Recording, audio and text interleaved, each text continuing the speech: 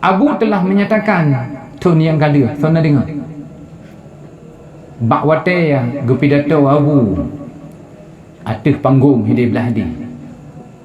Orang yang kaji pegah kan lagi lung purno, orang yang pernah jibut hino tapi hiji hanale jipate lagi Abu purno bek pegah-pegah dro alumni Padu Gading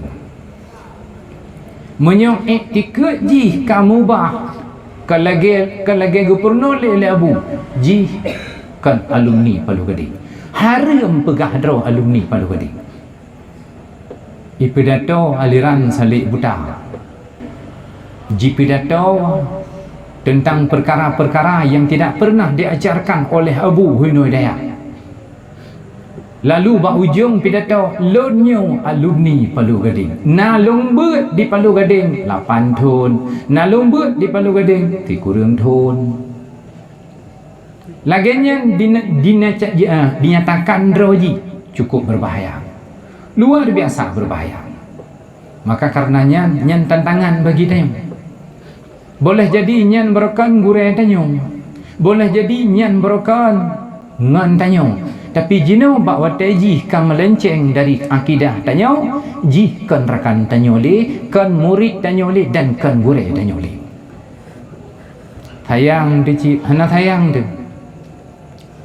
Nabi ke Abu Lahab tahu ke? Nabi ke Abu Lahab tahu ke? Apa ke? Itanya ke ji tahu? Cara tekan tabah tekan kadang cik gure kadang cik ngan tu. Nabi ke Abu Lahab apa ke tetap kafiratun kafir. Iji menyu masalah syara lebih raya masalah iman dan i'tikad. Tantangan katanya orang daya yang katanya jino tengah tabut cukup raya tantangan nuka. Kata pre tantangan awal lahir tantangan ngan tanyo.